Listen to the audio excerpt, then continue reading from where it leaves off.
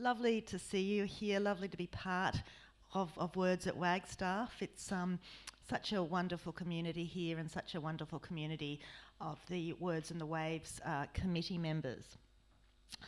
So, before I introduce you, or at least start talking to Mark, just a couple of things to place me within this world of true crime or criminals that I have met or heard of. So I'm a board member of the Bad Sydney Crime Writers Festival, and we're celebrating our 10th anniversary this year. Got lots planned, and we've got the festival coming up in November from the 20th to the 21st.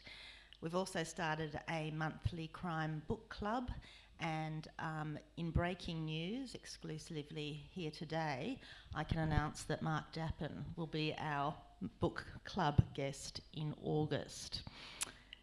So welcome to you, Mark. Thank you. Congratulations on this book, which has got the most fabulous title ever, The First Murderer I Ever Met. Before I find out who the first murderer is that you ever met, I thought I'd just briefly mention the first murderer that I ever met.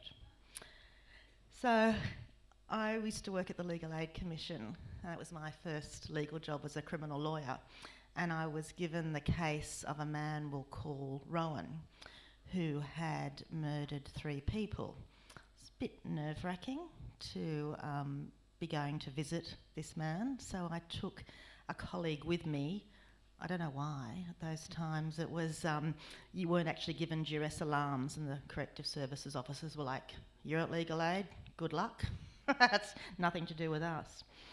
Anyway, when I met him, this man I'll call Rowan, he was the most angelic looking person. He was 30s, but looked about 20 and completely disarming.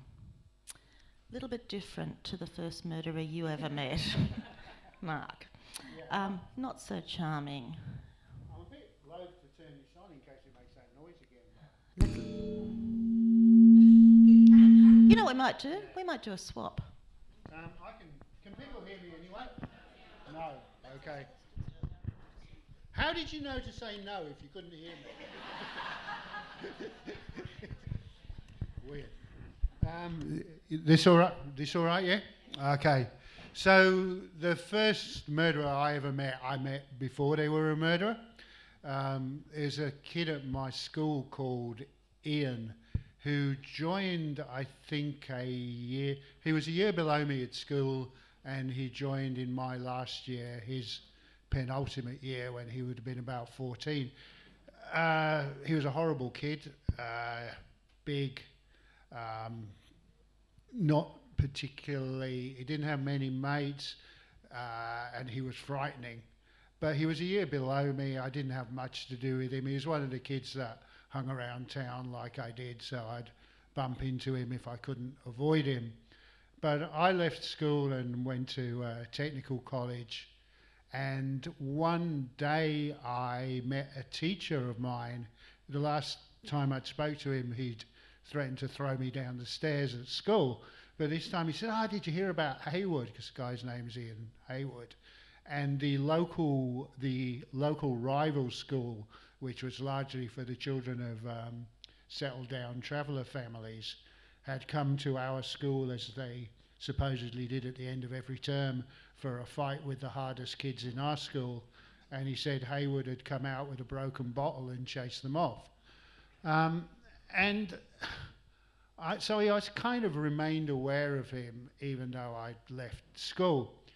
And he lived quite near my tech college, and I happened to bump into him one day in the town centre, and we had a very minor scuffle, about which more perhaps later, and I didn't think of him again.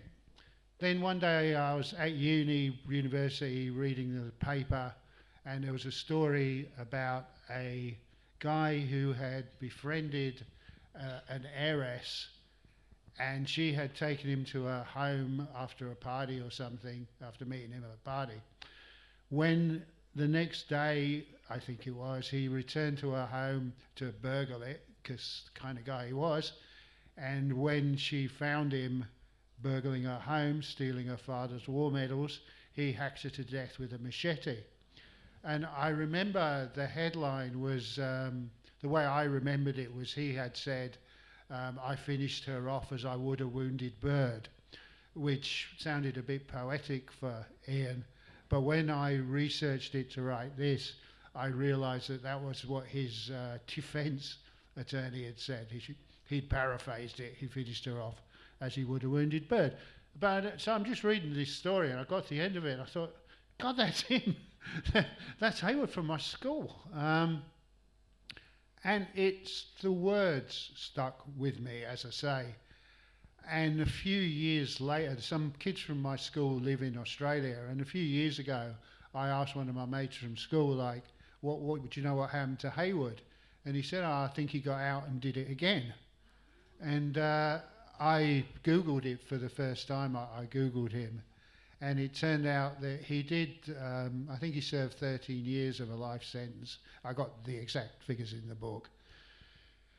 And he got out, he married a woman who visited him in jail, who didn't realise that he'd murdered another woman until after they were married, apparently. She believed he was in jail for murdering an abusive stepfather. Days before Google. And he had children with her. He actually got her pregnant while he was still serving his sentence. And one morning he left the house with a suit on, said to her, I'm wearing this suit because I'm going to con old people into thinking I'm a Jehovah's Witness, and then I'm going to burgle their home. And she's going, goodbye, dear. But instead he put a mask on, got into his truck and drove off. He wasn't actually going to burgle somebody, he thought he'd rape and murder someone. So he's driving down towards Haywards Heath in Sussex, and he sees a couple in a car. And parked in a car. He drags them out of the car. He's got a starter pistol. He fires it over the head of the guy, locks the guy in the boot, tells the woman to take her clothes off, and she's like, no. It's a 17-year-old student, which coincidentally I was when I last saw Ian. So she refuses to take off her clothes, so he stabs her again. He stabs her dozens of times in the head, and she tries to protect herself like that, and he stabs her through the finger, nearly severing one of her fingers. But anyway, he stabs her over and over again, and she gets up and she kicks him in the balls, and he walks away, finished. In stark contrast, when he confronted me in Farnborough Town Centre and twisted my nipple, I just said, Ian, that's really funny, yeah? I didn't kick him in the balls, and I just walked off. However, as I point out in my book, he might have won that round, but I'm not the one doing life for murder, am I? So yeah, that was the first murderer I ever met. And it seems that you've managed to resolve any feelings you have about that. So let's move on to someone a bit more palatable. Mark Chopper Reed. Is he a mate of yours, or was he? I didn't really like him either. I mean, so I used to edit a magazine called Ralph, a lads magazine. They had a genre that had a brief heyday in the late 90s. And we ran a story about choppers. It's talking about somebody Chopper had known in prison, a bloke called Billy the Texan Longley, who Chopper had suggested he protected in prison. Longley said he didn't need protection from anyone, let alone Chopper. Ran this story, and I got this letter from Chopper, written all in capitals, as I recall, and curiously spelled and punctuated. But it was quite funny, and it gave me Billy Longley's address and phone number, his own address and phone number, and he said, you know, he's just really sarcastic, said, oh yeah, Billy, you didn't need my help, yeah. And, you know, sort of don't have a go at me again without asking me first kind of thing. So I rung him up, and I said, well, can I interview you then? He'd just got out of jail in the late 90s, and he was living in Tasmania with a woman who, like Ian, I think he'd met when she was visiting him in jail. And he had a child by her, and they had a little farm way outside Hobart, I think. So I met, I think I gave him $500. He said, I want $500. So I gave him $500 for an interview, and we went, it was like a Tasmanian joke.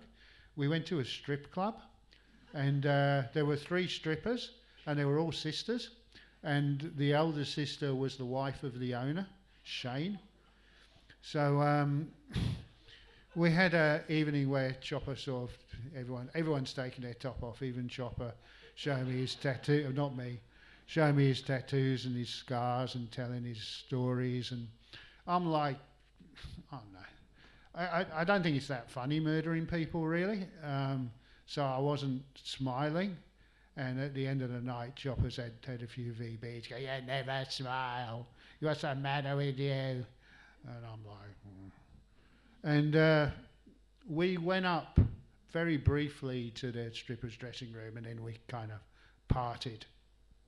And he wrote, so as a result of this, Chopper was in Ralph, I wrote a feature about it, but I also appear in a Chopper book, and I can't remember which one, it might be Chopper 9.5, which came obviously between Chopper 9 and 10, I don't know why it was 9.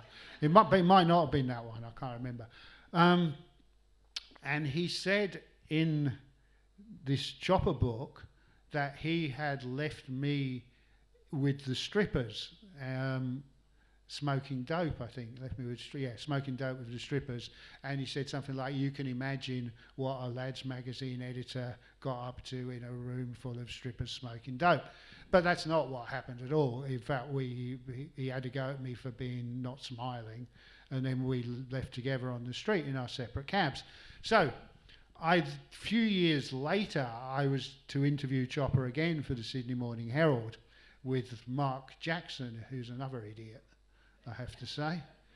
And I walked in. I deliberately wound him up. I knew he'd go off. I said, well, you lied about me. You lied that you left me with the strippers. Why'd you do that? And he doubled down on it. And he goes, I left you with a bitch on one arm and a bong on the other. And I said, no, you never. And Mark Jackson kept trying to make a joke out of it, and Chopper got more and more aggressive, and it looked like it might go off. I got a good story. I didn't care. I said, how do you think my girlfriend feels that you wrote that? Are you here, Claire? I think she doesn't bother coming to watch me anymore. She's outside on her laptop. But she didn't feel anything because I hadn't told her. Sorry. But much of Chopper's story, many of Chopper's stories were massive exaggerations like that one. And those that weren't tended to be other people's stories who he just made himself the main character of. And that's sort of the thrust of my writing about Chopper. Yeah, I can imagine that you, knowing how much that Chopper exaggerated his stories, you must have taken any claims he made with a grain of salt. I mean, is it true he said they were going to make a film out of him? What did he say? Yeah, I mean, Chopper told me that Eric Bana was going to play him in a movie, and I'm like, yeah, mate. Yeah, you're not seasoned journalist. You're not fooling me. But that movie is brilliant. That's the best thing that's come out of Chopper's life is that movie. It's a real work of art, and Eric Bana is astonishing as Chopper. So some years ago, I was walking down the street in the sleepy village where I live, and a bloke came out of the post office, and he looked familiar. And at first I thought I knew him, but then I realised only that I knew of him and that his name was Roger Rogerson. For those of you who don't know who Roger Rogerson is, Mark, do you want to do an introduction to him? I didn't like him either. Honestly, I'm normally really nice about people. These are all the worst people I've ever met. Roger obviously was a corrupt cop. Even to say he's a corrupt cop so massively understates the extent of his criminality and the criminality of a lot of the others in the robbery squad. But you know, he ended up in jail for a murder he had committed after he'd been kicked out of the cops, and he certainly killed several people, and I am sure some of those were murders while he was in the cops, supposedly in the course of his duty. Most famously Warren Lanfranchi in the company of the gangster Eddie Smith.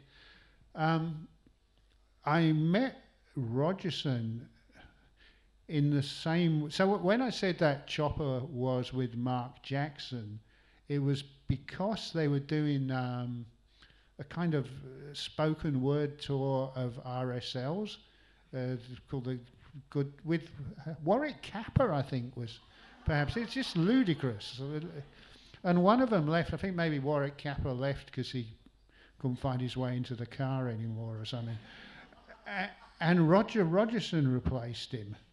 And it was like the good, the bad and the ugly, but they were all bad. But I guess no one would go and see the bad and the bad. So Rogerson said he'd give an interview, and I said, there's no point, like, what's he going to talk about? And he promised he would talk about anything. So I met him at what later became the McDonald's Cafe, I can't remember why, by the hospital where my son was born. And I said, you know, like, okay, you'll ask her, did you kill Christopher Dale Flannery? And to my surprise, he's answering, did you kill Warren Lanfranchi? And, you know, he's making sarcastic, but not necessarily evasive comments in return. And he was charming, like you wanted to like him. Like he was funny, he was self-effacing, he was very confident, he was very knowing, he's smiling warmly the whole time. He had the kind of charisma that perhaps you were talking about with your first, you never forget your first. Always got that special place, and they. But yeah, he was a terrible human being again. On the way here, I was listening to an interview that you were doing with John Killick. Now, does John Killick ring a bell? I'll just give you a few more words just to warm you up. Lucy Dudko, helicopter, jailbreak. Okay, so John Killick features in your book as well, and he talks about one of his experiences with Roger Rogerson. Do you remember that one? Can we talk about that? So John I do really like. John's my mate. We've had many adventures together, some of which are in that book and some of which are in the previous book. He was guilty of I'm not sure how, he's probably guilty of more armed robberies than he was ever convicted of, but he was framed by Rogerson for an armed robbery he had not committed in Adelaide. He had planned to go there. He'd planned to do it, but he'd pulled out, and Rogerson basically verbaled him in court, and John went down for it. And like, I don't think I really understood until I started doing this work, how often New South Wales police verbal people, that is, invent statements, basically invent their statement, say what they want, that they said what the cops wanted them to say, and then say at the end, but he refused to sign it. He said, yes, you've got me to rush a really good investigation. Congratulations on your investigation. I did it, but I don't sign anything. There's over and over again the same wording. And even criminals who've got away with thousands of offences to that point, hundreds of offences to that point, and even someone like John who had planned to commit that offence, they feel so aggrieved by this. They feel, when they're verbal, they feel it just goes to prove what they've always suspected, that life is unfair, everything's against them, the cops are criminals like they are, and it made generations of criminals determined to continue on their path. Yeah, and of course you hear more about verbaling from the old timers like Nettie Smith and Roger Rogerston, because that was prior to the electronic recording of interviews, which is one of the reasons that was brought in. One case that isn't in your book but has always interested me is the murder of Janine Balding. It was a long time ago, do you remember? It was a young woman who was coming home from work and who was assaulted and then murdered in a car park by a group of very young boys. One of them was called Shorty. The problem is that Shorty was basically illiterate, and he apparently wrote a confession that was quite literate, and he was convicted partly on the basis of that. Turns out that night there were two Shorties. One was there and one was not, and the argument that's now been raised is that Shorty Jamison wasn't there. And what I've been told is that some of the expert evidence that's going to be put forward, should they get an inquiry, is that the apart from the confession being not in his vocabulary, it's also written in a way that was too quick to have been right. So what's the worst example of police corruption that you've come across in your travels, Mark?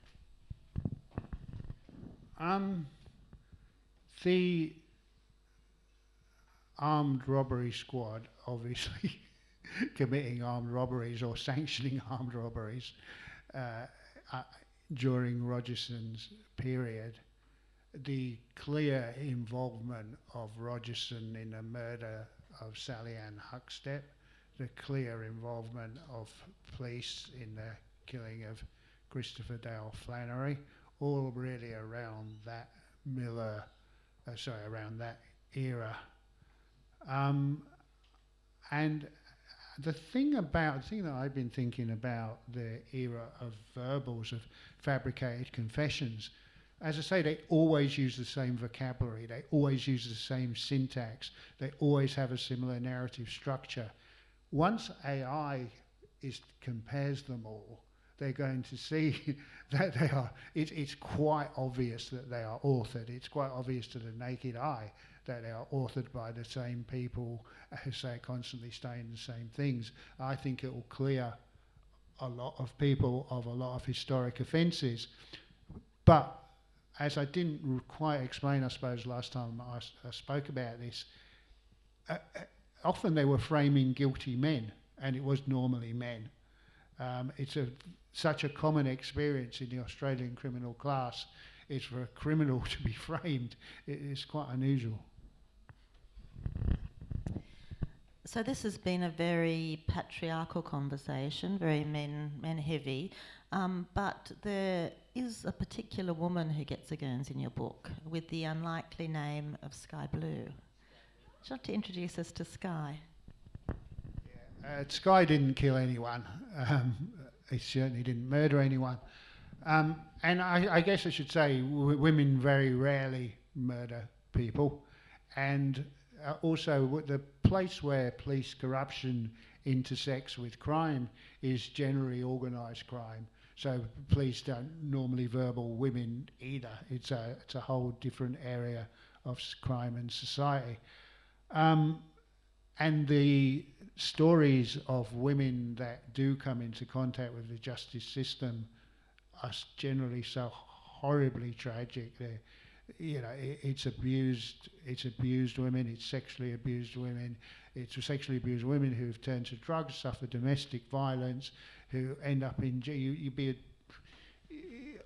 inhuman to think most of the time it was in any way their fault. So they're a very different group of people, which is not to say that male prisoners are not largely people who've suffered abuse as well back in the day.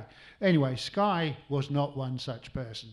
So Sky moved into my street probably 5-6 years ago in Balmain. It's a very nice middle-class suburban street. I happen to know a drug dealer for reasons that I'm not prepared to disclose. And He said, you know that Sky Blue used to go out with Steve Sellers. Steve Sellers was a well-known Melbourne gangster whose career more or less ended when he was shot in the back by Graham the Munster Kinneberg, who appears in a bunch of Underbelly shows. I knew that Steve Sellers, Sky's ex, had been involved in Australia's biggest art heist to date. I knew that Steve had gone into the home of a Melbourne art dealer called Joseph Brown, and he'd stolen 100 Australian pictures, mainly 19th century paintings, with the idea of holding them to ransom. I think they were going to say, possibly, they were going to say they would destroy one every week until a second Beach inquiry was held into corruption in Australian police and prison service, because Steve had been involved in an earlier inquiry about violence and corruption in Pentridge. Like a lot of the gangsters, a significant number of armed robbers, at least in the 60s and early 70s, pretended a kind of politics, pretended sort of a left-wing political motivation. Probably among the few that really had one was Steve. He was a genuine gangster, but he was a genuine campaigner.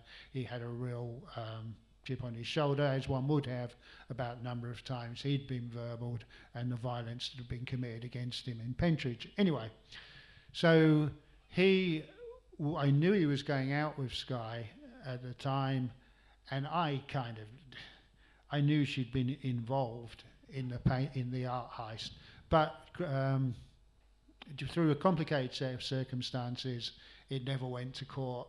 Turned out after Steve got shot by the Munster, the cops basically dropped it.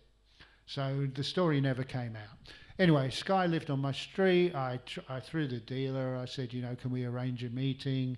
She didn't want to talk. She said she was never going to talk. There was a period where she was a friend of Russell Mad Dog Cox, so-called Mad Dog Cox, and there was one time where she said she'd watch a doco on about Cox with me, but she never did. And anyway, she died without talking to me, but once she had died, I was able to reveal that she was involved in the heist and tell the whole story of the heist in the words of her friends, who were also happy to talk about it once she passed away. I wrote a small piece about it in the Saturday paper. Is this on record? Is anyone recording this? Okay, well, don't put your recorder on now, right? I think the answer is yes. Okay, I won't say it then. But it turned out that before Sky had gone out with this gangster Steve Sellers, she had gone out with a very well-known Australian publishing identity who happened to see the story before it was published in the newspaper he publishes, which, if anybody understands that. Anyway, who knew? So the story ran, and she wasn't born Sky Blue, she was born Doreen Jakes.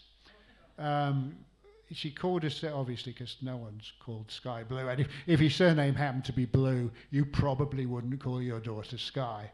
But she changed her name because she apparently wrote a book about cosmology, although I've never been able to locate it. When the story ran, I received a phone call from via the paper, first an email from a guy who said, I never knew. I used to go out with Sky when she was called Doreen, when she was 18. And I never knew that this had happened to her. He'd heard rumours, but he didn't know the truth, because he didn't know to Google Sky Blue, because he didn't know that was her name. I think he thought she was called Dark Sky or something. I can't remember what I put in the book. Anyway, it was quite difficult, because he was crying when I spoke to him, because he blamed himself for her downfall. He said, you know, he was a lovely girl who he'd met in a disco in Melbourne when she was 18, and she was already staying in a Presbyterian mother's home. So basically she was pregnant, and the idea was she would give up the child once she had it to the care of the Presbyterians. And it turned out that she gave it away on the day, which she didn't even know the gender of the child. They just took it from her. And then they met again at a disco, another disco or the same disco, started going out with each other. She became pregnant again, and he paid for her to have an illegal abortion.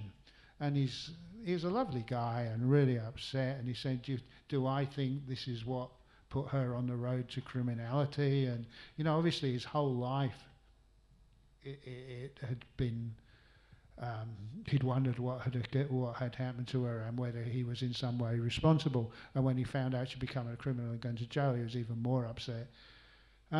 He and others gave me the names of other people from Sky's life, and for this book, I tried to put it together more to try and understand where she had come from, how she became involved. And she's actually, there's only half of it's in the book. Sky's on the periphery of like so many crimes in Australia, but so many people had lost touch with her. And I was having to phone people and saying, oh, you know, this is about Sky, Doreen. And they go, oh, how is she? I go, I'm really sorry, but she's dead. And I'm tearing up now because they'd start crying. Oh, look, I'm sorry. Yeah, well, Helen Garner, you know Helen Garner, the writer. Somebody said that Helen had lived in houses connected. She's lived in houses connected with quite a lot of people, actually. Stories that will clearly never come out. But Helen said, I think Shovis knew him. Shovis is the model for the character in Monkey Grip. Anyone read Monkey Grip? Helen's junkie boyfriend in Monkey Grip. So I think Shovis knew, you know, I'll get in touch with him for you. And then she come back to me with an email from him saying he used to go out with Sky before Helen, or I can't remember if it was before or after he's the episodes fictionalised in Monkey Grip. And Sky had left him for Steve Sellers. So he was able to fill me in on that part of her life. And she ended up, she actually killed Steve by she was involved in the death of Steve Sellers in that she was driving down a highway. I think they were doing a drug run from Melbourne to Sydney, and a truck crossed the road, came towards them. She swerved to miss it, hit a tree, and killed. It's unfair, she didn't kill Steve. Steve died when the car hit the tree. And she never really got over that. She suffered terrible injuries that her various friends tried to help her out, tried to help her through. But the story kind of had a happy ending, because it turned out that when the law changed, she was able to get in touch with her daughter, and here in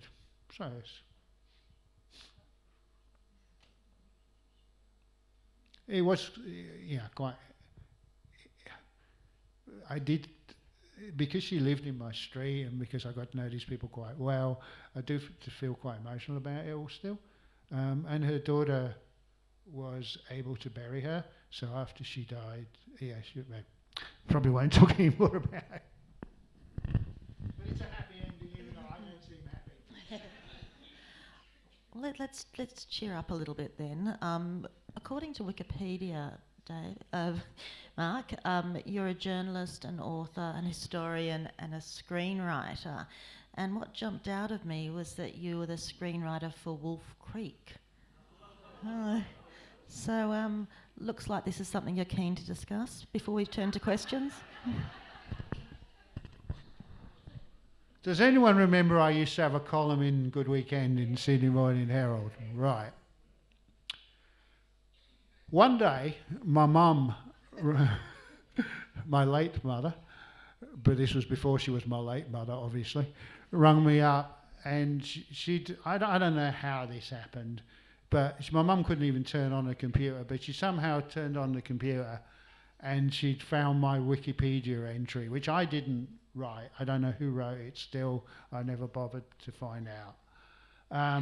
And she said, Wikipedia's calling me a slut. And I said, that's unlikely. But the first line of my Wikipedia entry was Mark Dapin was born in England in 1963. And when he was 10 years old, his mum left his dad for the lodger, 18-year-old lodger, which is true. But my mum, I don't know, my mum didn't think that should be public. No, it also says, and he often talks, he sometimes writes about this, which my mum didn't know, because he still lived in England. And I said, Mum, everything in Wikipedia is rubbish. Nobody believes anything. So to try and facilitate that delusion in my mother, I started a competition in my Good Weekend column to vandalise my Wikipedia entry, which was taken up by my readership with great enthusiasm, I have to say. So I had just been awarded genuinely the Australian Masters Sumo Wrestling title, even though I had never sumo wrestled. But nobody else turned up, and I didn't turn up either, but I was the only name on the list. The Sumo Federation guy was my mate. So I'd won I defended it the next year as well without turning up. I got it twice. I've got a medal and a certificate and everything. Anyway, so I had that going. So the readers thought, they'd give me other unlikely sporting titles. So for some reason I became British slingshot champion on my Wikipedia entry, and then everyone kind of built on the narrative. So the reason I came to Australia was I got expelled from England for killing native animals with the slingshot, which I was so proficient with the usage of. Then the sporting thing changed to acting jobs. So I became a famous actor. And because, like my picture, my photo byline was only that big, people sort of seemed to believe that I was only that big. So I became the dwarf in R2-D2 in the original Star Wars. So this is all going, Wikipedia are going mad. Like Wikipedia moderators are constantly blocking my entry, and then as soon as they unblock it, as soon as somebody comes in and puts something stupid. And then I went from sports through acting to politics, and my finest moment, really, this is probably the finest moment in my life. For a very brief period on Wikipedia, I was Australia's first female Prime Minister. So don't believe everything you read in Wikipedia is all I got to say, Suzanne. How lucky we are to have Australia's first female Prime Minister here in Breaking News. Time for your news or your questions. We've got a mic that's coming with Benny. So he's ready to go, aren't you, Mark? I'm ready. Oh, where? Sorry.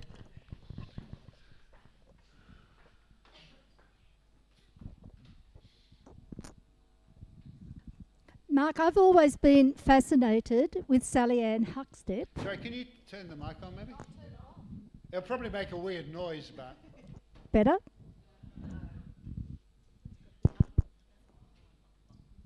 It's got a green light. Gotcha.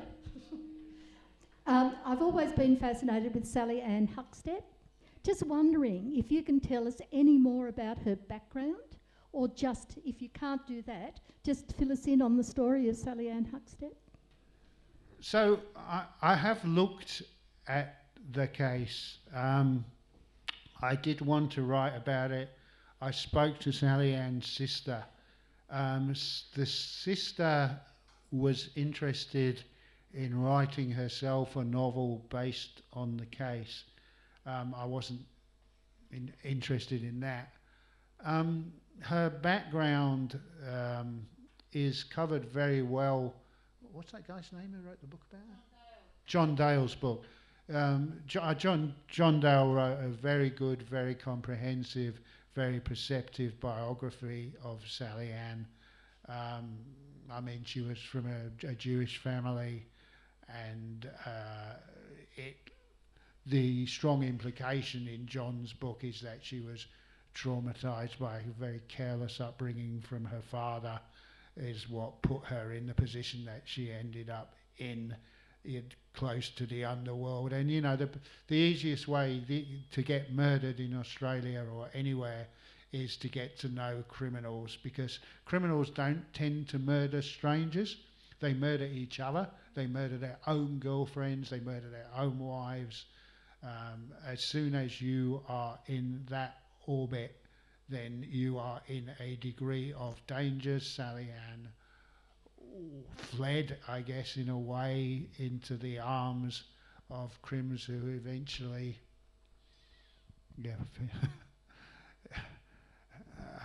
treated her the way that they treated a lot of people, because it was the way that they themselves have been treated when they grew up, I suppose. I mean, the story's a tragedy, but John Dale tells it better than I ever could. I have a question. Working now? Do you ever get scared when you're talking to these people? Do you ever worry for your own safety? Not really. I mean, I met this one guy. Hang on, I've got. Oh yeah, somebody told me you've got to talk to this guy called the Hand of Death. Thought, yeah, that sounds good. Yeah. So, and normally, you know, when you meet people like Roger Rogerson, like I say, I met him in a McCafe, or the predecessor of McCafe, and Chopper, we ended up in a strip club. But you never actually meet someone in a basement like they do on TV. The Hand of Death wanted to meet in a basement. Oh, fuck. So we met in this basement of this closed bar in the city, and there's this big bald guy wearing a T-shirt. It's got Hand of Death written around his neck. I don't suppose they make many of those T-shirts. And he goes, I'm Mark. And he goes, they call me the Hand of Death. And I say, why is that then? And he goes, because with this hand, I put you down. And I hear with this hand, you don't get up because you're dead. And then he goes, oh. And I go, you won't do that to me though, will you? And he goes, on my head. And he goes, no, mate, I'm not that kind of person. And that was, God knows what was going on through the head of the Hand of Death. But that was a moment where I felt, I thought I might be humiliated even further rather than killed. But no, that was the only time. I mean, as I say, criminals tend to attack people that are in their own milieu, although you might seem to be in their orbit when you're interviewing them. It is a bit worrying. I do look a little bit like a crim. It has been said. And if they mistake you for one of them, there is slightly more chance that something might go off. Otherwise, you're the same as a lawyer or a detective. You're the sort of educated class, just having a conversation with them. But there was a time when I was out with my friend Bernie Matthews, a former armed robber and journalist, in fact. We were at a restaurant with his former cellmate, Fernando, and there was some active triad, I think, at the table, and he started talking, and I said, you know I'm a journalist, don't you? And he said, oh, mate, I thought you was crew. And maybe something like that, maybe you get a bit worried, but that would be the only circumstance where I would think you're in any possibility of trouble. Thank you, Mark. No worries. Is this on? It is on, yes, that's Yeah. better. Mark, thank you, and thank you, Robin, for your question regarding Sally Ann Huckstep. I knew Sally Ann as Sally Ann Crivershaw. Aye. She was a student at my high school, Dover Heights Girls High. We were in the same year, but Wow. Sally Ann didn't attend school very often. I can recall her being on the front cover of Vogue magazine in the late 60s, maybe 70. And the photograph was black and white, and she was standing outside the Victorian gates of Centennial Park. Mm-hmm. And that was the cover of that's where she finished her life. So I'd be interested to know, and I can certainly add some more history on Sally Ann Crivishaw's life and her two sisters, for Robin and for yourself. But are her two sisters still alive? Certainly, it was probably 3 years ago when I spoke to the older sister, I think. Debbie? And she was, Debbie. She was alive, and I have a feeling she might have lived near here. I'll check it for you. I'll see if I've got the email. Maybe you two can connect. Thank you very after. much. There's another No question. worries. She's certainly north of Sydney, but maybe it was North Coast. Mark, who are these women they meet in jails? Because you said a few met their wives. Because the jails are they mixed, or are they visitors, or what? Sadly not. They're prison visitors, so a lot of women write to prisoners, particularly violent inmates, people men who've committed high-profile crimes, and then start relationships with them, which either do or do not become physical when the prisoner is released. And then when the prisoner is released, they turn out to be abusive, disgusting men. They very rarely go well, these relationships. The woman who married and had children with Ian Hayward, she had previously written to the Cray twins in jail and visited, I think it was Ronnie, might have been Reggie. And the woman who married Chopper, I guess again it seems funny and it seems sensational, but in the end they're abused kids. They're always women who've been raped or sexually, not there's a difference, abused as children, and they perhaps see the same thing in the men they write to, or they perhaps unconsciously perpetrate a cycle of abuse, or perhaps the fact that they can't be touched by these people, at least initially, allows them to have a kind of relationship with the kind of person that they would like to reconcile with. I don't know.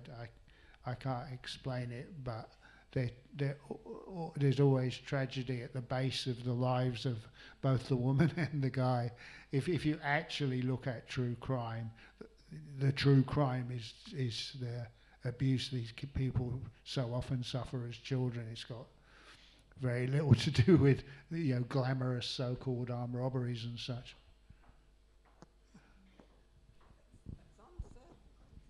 I wonder, could you tell us what the title of your PhD thesis is?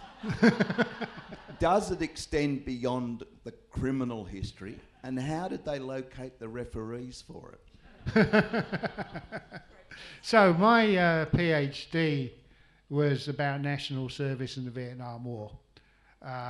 It began as a study of the national service experience, and I was quite pleased actually with it, although they weren't. And my supervisor was Geoffrey Gray, who was he's author of Oxford Military History of Australia, very good, superb military history academic. And I received an email when I'd put in the first, I can't remember, abstract entitled The Passing of Geoffrey Gray, and I thought it meant he'd passed me, but he died. So it was very difficult to find the assessors. And I ended up one of them who failed me twice. I attacked his work in my PhD, and I'd previously incorrectly named him in a Good Weekend article, so I don't suppose he liked me very much. David Horner, or Donald Horner, as I called him in the article. But yeah, the PhD didn't really have anything to do with crime. It was initially about national service experience, and then sort of the myths about the Vietnam War that have become so ingrained in Australian popular culture.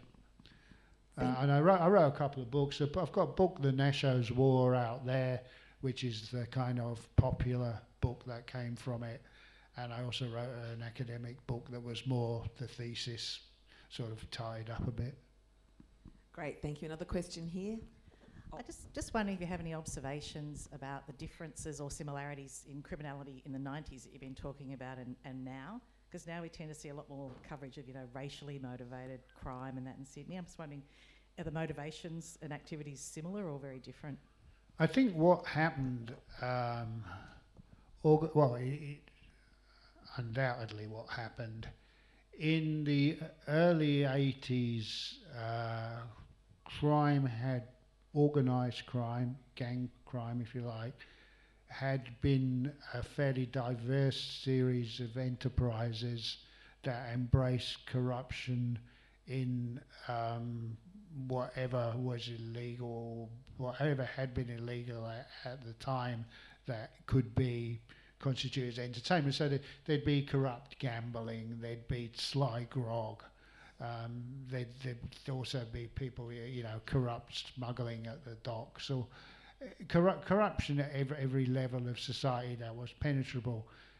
That changed when drugs came in. It changed when heroin came in. Basically, from the 90s, from the late 80s through the 90s, you saw a decline of armed robbery. I mean, you saw a decline of banks, which is, you can't even find a bank, never mind rob one now. So that and the sort of digitisation of money put an end to a lot of that kind of violent crime. But even at the end, the tail end of armed robbery, which barely happens these days, it really does barely happen. People are robbing for drugs. There was a heroin drought in 1999, turn of the millennium, and the Australian heroin trade never really recovered from that. You used to see junkies nodding off in the cross. You just don't see that anymore. The blue lights in the, or whatever the lights in the toilets. It passed. Now it's other. At the moment, it's ice, but there's coke, amphetamines to a degree, I suppose. Still weed. So drugs, organised crime today is about selling drugs, and the violence that comes along with organised crime is generally drug gangs fighting to secure their particular territory or the business of their importer. They do tend to be ethnically based. They are often ethnically based, but that's probably as much to do with the location of the drugs initially as anything else. There's always been ethnic gangs in Australia. In part, I think they probably formed for the protection of vulnerable immigrant communities initially, or a sham protection of vulnerable immigrant communities from the hard men in the communities themselves. As communities become more middle class, they shake that off. I mean, if you remember, there was a huge sort of moral panic about 5T and the Vietnamese triads. You barely hear about them anymore. There are still Vietnamese gangs, but as the communities become more affluent, they've come away from that. Obviously, there's gangs in southwest of Sydney still.